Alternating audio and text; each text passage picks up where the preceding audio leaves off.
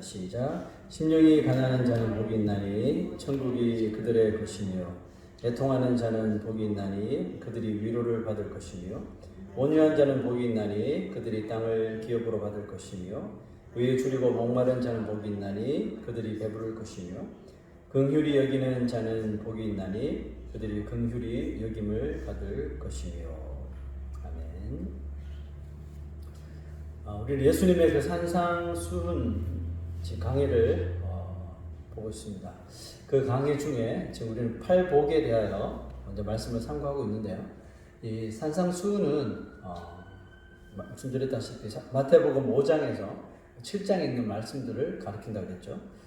이것은 기독교인으로서 가져야 할 우리 그리스도인들의 삶의 그런 행동 그리고 태도에 대한 예수님의 가르침이죠. 내가 그리스도인으로 사는데 그리스도인으로서의 어떤 아이덴티티, 정체성이 흔들리거나 나는 정말 예수님 산에 맞아? 그러니까 이렇게 생각이 들거나 혹은 내가 정말 그리스도인으로 올바로 살아가고 있는지 좀 자기 자신을 점검하기를 원한다면 이 산상수훈의 예수님의 그 말씀을 읽어보는 게 참 좋습니다. 읽고 자신의 삶을 비교해 보면 되겠죠. 신자가 이 세상에서 산상수훈의 그 삶을 살도록 하기 위해서 예수님이 먼저 꺼내 놓으신 그 프로젝트가 바로 이 베리튜드, 팔복이죠. 팔복은 그러므로 기독교인들이 가져야 할 어떻게 보면 가장 펀더멘털한 기본적인 품성이겠죠. 이 품성은 타고나는 것이 아니라 후천적으로 하나님으로부터 우리에게 주어지는 것이죠. 그러므로 신자들은 하나님께서 주시는 이 품성을 잘 받아서 그리스도의 장성한 분량에까지 지속적으로 이 품성들을 잘 연단하고 잘 다듬어서 나가야 하는 것입니다. 이 8가지 품성을 제대로 어느 정도 장착한 사람이 결국은 팔복 이후에 나오는 그 나머지 산상수훈의 삶을 살아낼 수가 있는 거죠. 그러므로 어떻게 보면 팔복의 품성을 우리가 갖추지 못한 상태에서 나머지의 삶을 산다는 것은 어떻게 보면 불가능하다 이렇게 생각할 수 있겠죠. 그러므로 팔복 이 다음에 나오는 내용들은 이 팔복을 이제 소유한 사람들이 자신의 삶 속에서 끊임없이 어플라이하고 적용해내야 하는 그런 내용들인 것이죠.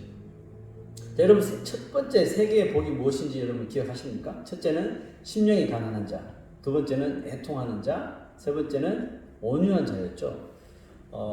이 세 개의 복들은 우리가 죄인으로서 인간이 어떻게 하나님 앞에 서야 하는가 거기에 대해서 이 초점을 맞추고 있죠. 죄인으로서 인간은 하나님 앞에 spiritually bankruptcy, 영적으로 파산된 완전히 totally 파산된 인간임을 먼저 깨달아야 하는 것이 심령이 가난한 자라고 그랬죠. 두 번째는 그리고 자신이 지은 죄에 대하여 떳떳하지 않고 또 외면하지도 않고 항상 자신이 저지른 죄에 대해서 다윗처럼 항상 애통하고 슬퍼해야 하는 것이고 그 다음에 온유한 가운데 늘 하나님 앞에 또 사람 앞에서 겸손해져야 하는 것이죠. 또한 이 네 번째 복은 뭡니까? 의에 줄이고 목마른 자. 의에 줄이고 목마르려 하는 것으로 앞에 세 가지 마음 상태를 깨닫고 자신의 의가 아닌 오직 하나님의 의를 찾아서 하나님의 의에 따라서 살아가는 존재라는 거죠. 자, 여러분 컴퓨터는 두 가지로 구성되어 있죠. 하드웨어랑 소프트웨어가 있죠. 아무리 하드웨어가 좋아도 소프트웨어가 전혀 워킹을 하지 않으면 그 컴퓨터는 아무리 하드웨어가 좋아도 무용지물인 거죠. 마찬가지로 성경에도 이 두 가지가 있어요. 성경의 하드웨어는 뭘까요? 성경의 하드웨어는 하나님이 정해주신 그 법들이고 또 하나님께서 주시는 약속들을 우리가 하드웨어로 한다면 그러면 이 하드웨어를 움직일 수 있는 이 소프트웨어는 도대체 뭘까요? 성경의 소프트웨어는 결국 하나님의 이 법과 또 하나님의 약속을 준행하고 또 이것들을 잘 지키도록 만드는 신자의 이런 마음이겠죠. 하나님의 법이 아무리 위대하고 놀라워도 지켜지지 않는 법이라면 그 어떤 능력이나 영향이 우리 삶 속에 없을 수밖에 없겠죠. 하나님이 우리에게 상상할 수 없을 만큼 귀한 약속을 우리에게 하셨더라도 그 약속을 이행하지 않는 자에게는 그 어떤 하나님의 복도 결코 주어지지 않는다는 것입니다.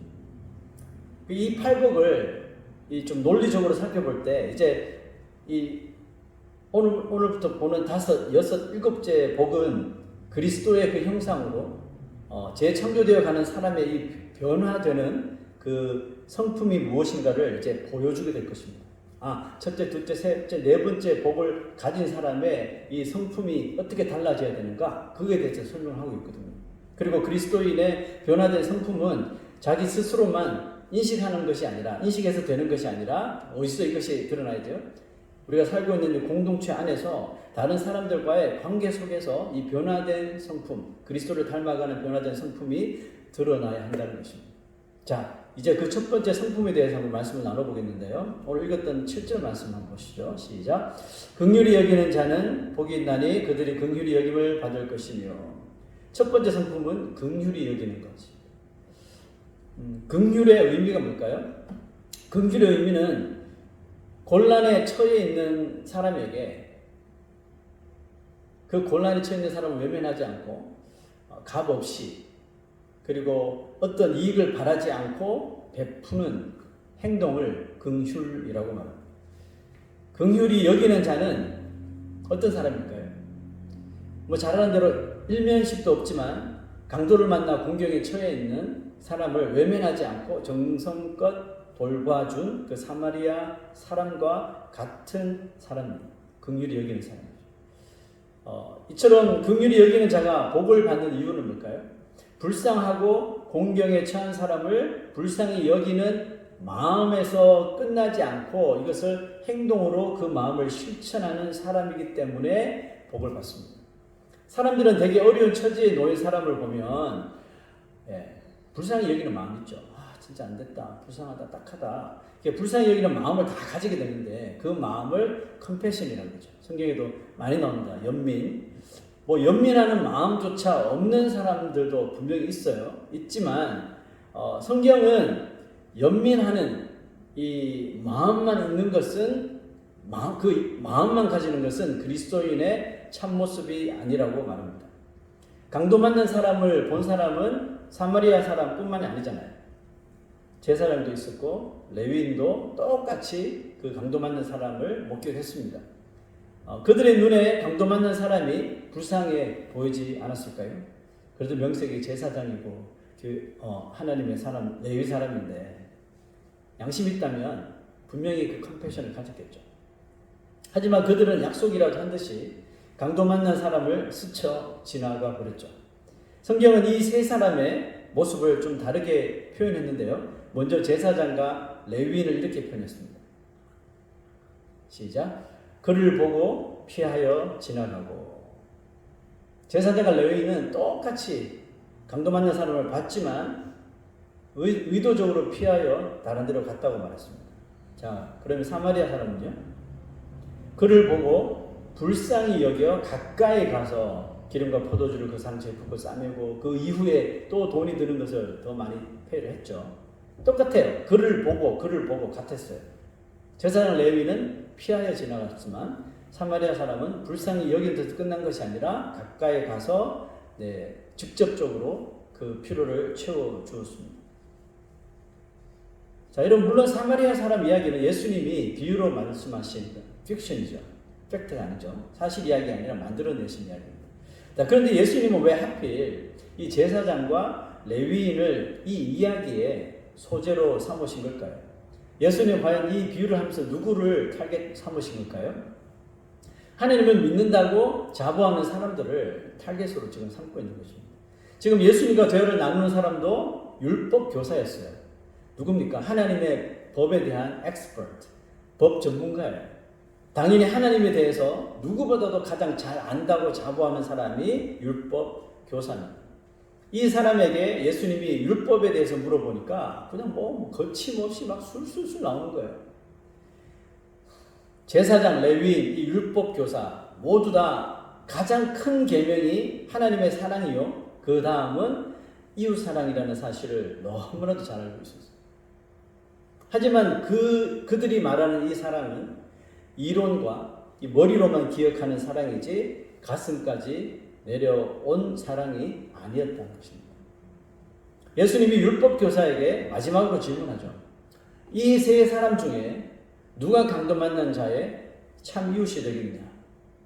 율법 교사는 당연하게 말합니다. 자비를 베푼 사람이다. 긍휼을 베푼 사람이라고 말했고, 예수님의 마지막 솔루션은 뭐였죠? 가서 너도 이와 같이 해. 연민만 가지지 말고 제사장 레위처럼 불쌍한 마음을 가지지 말고 불쌍히 여기고 가까이 가서 도와. 이런 답을 제시하셨어요. 믿는 사람, 소위 그리스도인이 강도 만난 사람처럼 자기 스스로 감당할 수 없는 그런 곤란한 환경에 빠져 있는 사람에게 반드시 긍휼을 베풀어야 하는 이유가 있습니다. 그 이유가 뭘까요? 우리에게 긍휼을 베풀도록 명령하시는 그분에게 이미 우리가 엄청난 긍휼을 얻었기 때문에 그렇습니다. 그래서 우리는 믿지 않는 사람들보다 더 도덕적으로 나아야 되고 인격적으로 더 나아야 되고 모든 면에서 더 높아야 되는 거죠.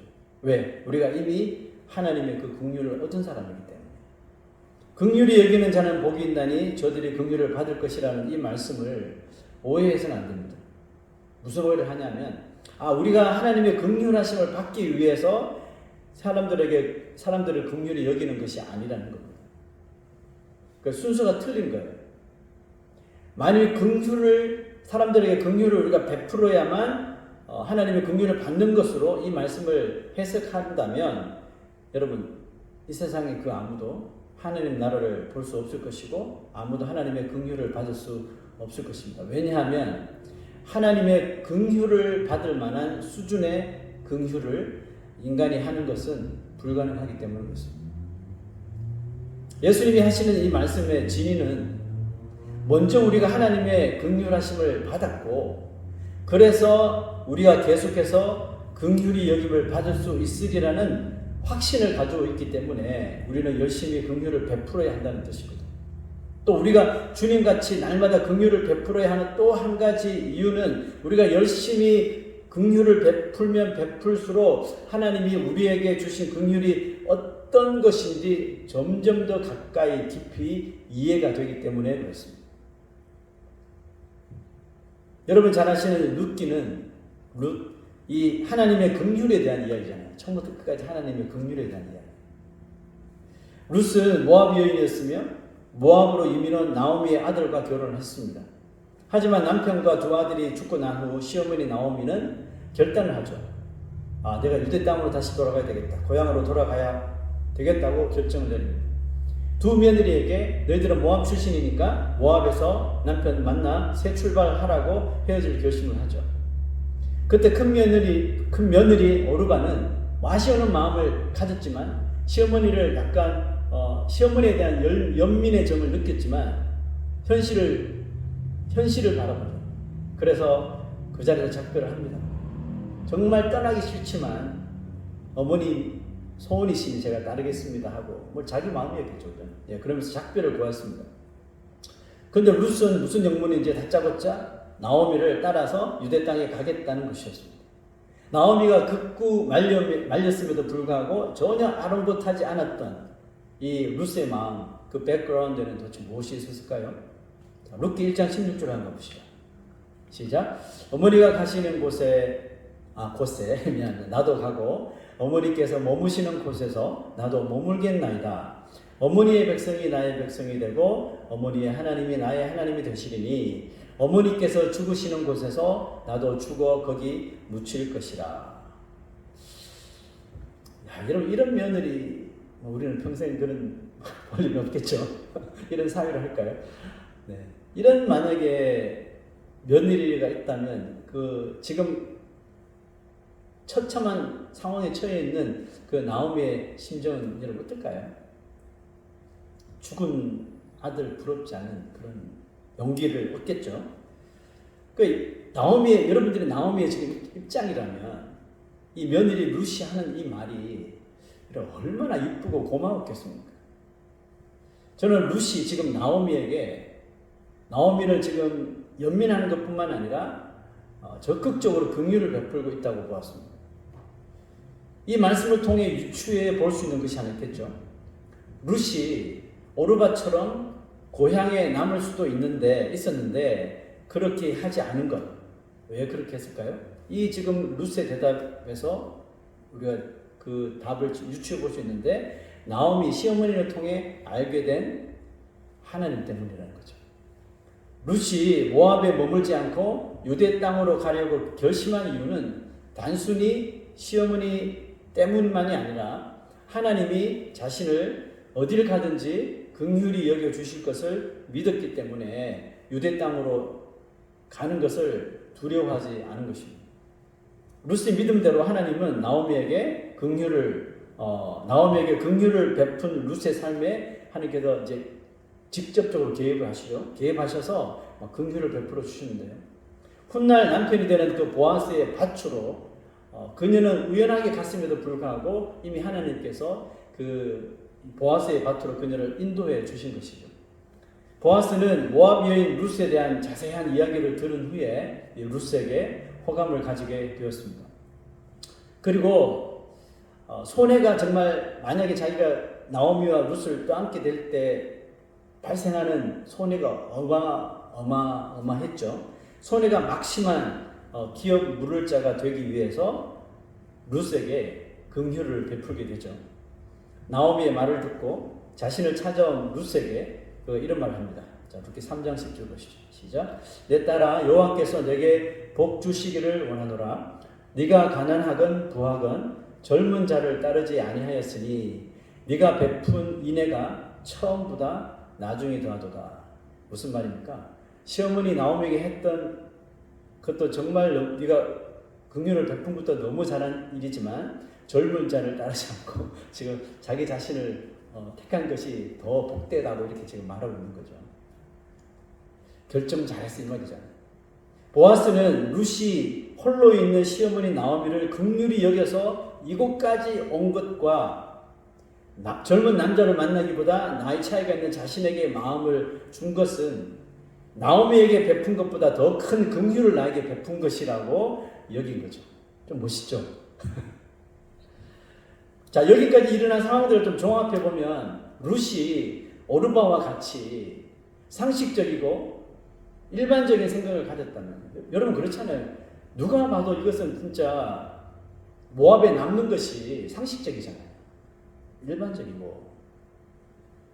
그 룻이 만약 오르바와 똑같이 상식적이고 일반적인 생각을 가졌다면 나오미를 따라가지도 않겠죠.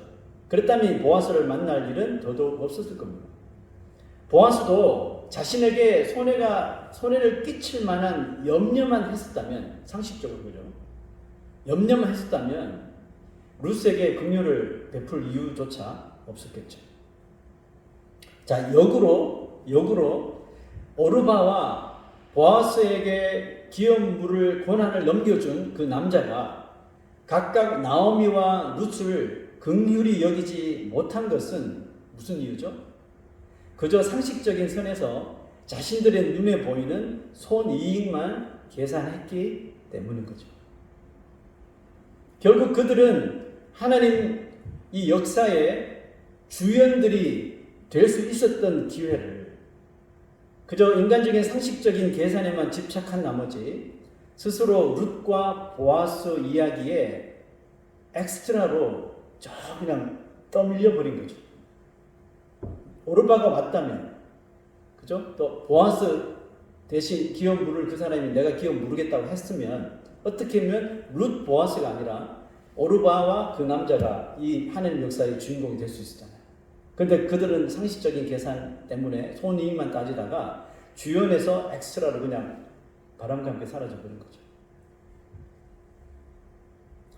믿는 사람들이 세상 사람들보다 더 큰 긍휼을 베풀어야 하는 이유를 여러분이 룻과 보아스 이야기에서 찾으셨습니까? 우리가 상식적인 선에서만 긍휼을 베푼다면 안 베푸는 것보다는 낫겠죠. 그래도 하지만 보통 세상 안 믿는 사람들, 일반 사람들이 그냥 상식적인 선에서 베푸는 선, 이 정도만 우리가 긍휼을 베푼다면 세상 사람들은 상관없어요. 그런데 우리 믿는 사람은 문제가 생기는 게 뭐냐 하면 하나님도 상식적인 선에서 우리에게 긍휼을 베푸실 거란 말이에요. 이해하셨죠? 그러나 우리는 이미 상식이 통하지 않는 하나님의 엄청난 긍휼하심을 입었기 때문에 일반 사람들이 생각하는 상식의 그 선을 그냥 넘을 수 있어야 한다는 뜻입니다. 그래서 손양호 목사님이 자기 두 아들을 죽인 원수를 양자 삼은 거 아니에요. 이게 제정신으로 가능합니까? 이 상식적인 선에서 가능합니까? 말도 안 되잖아요. 지금도 말이 안 돼요. 지금도 저거 하라면 저는 못할 것 같아요. 이건 상식이 아니에요. 그냥 말도 안 되는 거예요. 아무리 예수를 믿어도 말이 안 되는 거예요. 근데 그 상식의 선을 그냥 훌쩍 넘어버리더라는 거죠. 이거는 그 목사님과 저의 선함의 차이가 아니에요. 믿음의 차이예요. 믿음의 차이. 하나님의 긍휼하심에 대한 그 믿음의 차이. 그분이 얼마나 그 하나님의 긍휼하심이 컸으면 어떻게 그런 일을 합니까? 그죠? 어떻게 나병 환자들의 그 고름을 입으로 다 빨아냅니까? 못하는 거예요. 하나님의 긍휼하심의 그 크신 때문에 그로 하여금 그런 일을 하도록 만든 거죠. 상식의 선을 넘게 만든 겁니다. 1만 달란트의 빚을 탕감받았던 종이 겨우 100데나리온의 빚을 졌던 친구를 만나자마자 목을 조르고 내 돈 내놔라 긍휼을 베풀지 못한 것은 이유가 뭐죠? 그 바로 당시에 그가 주인으로부터 비상식적인 긍휼을 받았던 그 사실을 너무 가볍게 여긴 거예요. 너무 가볍게 여겨서 그 사실조차 잊어버렸기 때문이었습니다. 여러분 누구한테 긍휼함을 받았는데 그것을 그냥 너무 가볍게 여기면요, 그냥 그게 잊어버립니다. 이 정도 그 긍휼 받은 사실을 너무나도 소홀하게 다룬 거죠. 부성애보다 모성애가 더 강한 이유가 있잖아요. 뭐 때때로는 부성애가 좀 강한 것도 보긴 하는데 일반적으로 다 모성애가 강하잖아요. 그죠? 부성애보다 모성애가 더 강한 이유가 뭡니까? 엄마가 아빠보다는 그 자녀를 임신하고 그 긴 시간 동안 아이를 태에 놓고 살았잖아요. 그리고 마지막 상고의 그 고통을 통해 자기 몸을 찢으면서 무엇을 느낄까요? 자신의 엄마가 자기에게 베풀어준 그 긍휼을 체험하는 거예요. 아, 우리 엄마도 나한테 이렇게 했겠구나. 그전까지 엄마를 진짜 이해를 못했는데 아기 한번 출산하는 동안에 뭐 되게 그렇다고 하더라고요. 아무리 사이가 좋지 않았던 이 모녀 관계도 이 딸이 아기를 출산하게 되면 관계가 다시 좋아진다고. 그래서 기르다가 또 나빠지고 또 아기 출산하면 또 좋아졌다가 그 고통을 통해 엄마가 자기에게 베풀어 준 긍휼을 체험하고 깨닫기 때문에 그렇죠. 그래서 모성애가 부성애보다 강할 수밖에 없죠. 바울은 주는 것이 받는 것보다 복이 있다 하심을 너희가 기억해야 할지니라 이런 말을 했습니다. 예수님의 말씀을 인용한 거죠. 주는 것이 받는 것보다 복이 있다 하심을 기억하라. 바울이 복음과 긍휼을 베푸는 삶을 죽을 때까지 살아낼 수 있었던 것은 뭘까요? 예수 그리스도께서 십자가에서 주신 비상식적인 긍휼 때문이었던 것입니다. 믿습니까? 누가복음 6장 38절에 예수님 이런 말씀하셨죠. 시작. 주라 그리하면 너희에게 줄 것이니 곧 후히 되어 누르고 흔들어 넘치도록 하여 너희에게 안겨주리라. 너희가 헤아리는 그 헤아림으로 너희도 헤아림을 도로 받을 것이니라. 아멘. 오늘 예수님의 말씀이 오늘 제 설교의 결론입니다. 상식적인 수준에서만 신앙생활을 하지 마십시오. 우리 예수님도 그러잖아요. 누구나 다 사랑할 수 있는 사람을 사랑하는 것은 사랑이 아니다 그러잖아요. 적어도 하나님의 사랑을 받은 창조주의 사랑을 받은 피조물 정도라면 그 상식의 선을 넘는 사랑을 하라는 거잖아요. 상식의 기준을 넘는 긍휼을 베풀 줄 알아야 된다는 거잖아요. 그게 하나님의 긍휼을 아는 사람이라고 말하는 거예요. 여러분 상식적인 수준에서만 신앙생활 하지 마십시다. 비상식적인 사랑과 은혜를 받아 그리스도인이 되었다면 이제 내가 헤아릴 수 없는 존재, 내가 다가가기 싫은 대상까지도 헤아려 주시기를 부탁드립니다. 상식을 넘은 룻과 보아스가 하나님으로부터 어떤 복과 어떤 헤아림을 받았는지 우리는 잘 기억하고 있습니다. 십자가 사랑에서 멀어지면 안 됩니다. 십자가의 은혜가 우리 안에서 메말라지면 우리의 신앙도 하나님을 향한 하나님의 긍휼하심에 대한 그 생각도 점점 희미해질 것입니다. 나의 삶에 긍휼과 사랑이 식어지고 있다면, 즉 사람들이 하는 그 상식선 안에서 내가 무언가를 그저 다람쥐 쳇바퀴 돌듯이 하고 있다면 하나님께서 나에게 주신 긍휼과 사랑이 점점 식어지고 있다는 증거가 되겠죠. 그 말은 십자가에서 자꾸 멀어지고 있다는 뜻입니다. 우리의 사랑이 식을 때, 식어지고 있음을 느끼고 있을 때 우리는 다시 십자가로 돌아가야 합니다. 비상식적인 긍휼을 베푸신 그 십자가로 돌아가서 우리의 식어진 마음이 다시 뜨거워지고 상식을 뛰어넘는 긍휼을 베풀어, 정말 긍휼을 베풀어 행복한 사람이 될 수 있는 저와 여러분 되시기를 주의 이름으로 축원합니다. 이 헌신의 찬송은 십자가 사랑,